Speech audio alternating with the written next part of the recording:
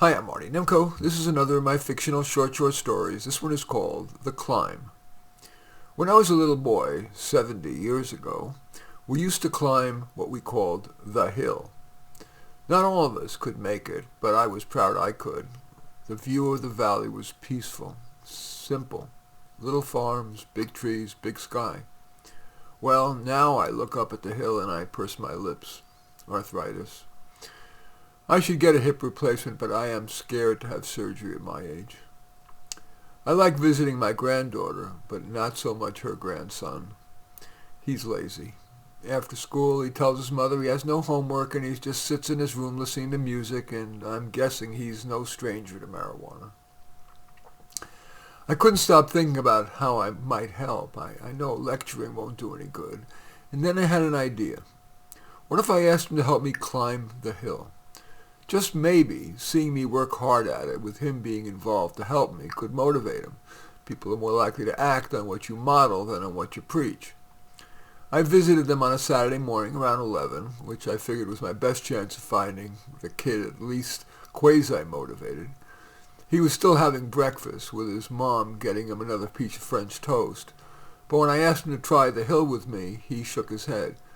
And that made his mother explode. "You lazy piece of shit!" He muttered, "Whatever." I took the maximum dose of Tylenol, and cane in tow, we started. It hurt from the very first steep step, and after just a few more, I had to ask if he'd hold my hand. And soon after I fell. Yeah, that hurt, but the hard part was getting up. He just stood there, and I had to ask him to help me up, which thankfully he did. We kept going, but the pain got so bad I had to stop. We started again, but the pain got even worse. I could see the top, but it was still about 100 yards away, and I told him I just couldn't do it. I just couldn't.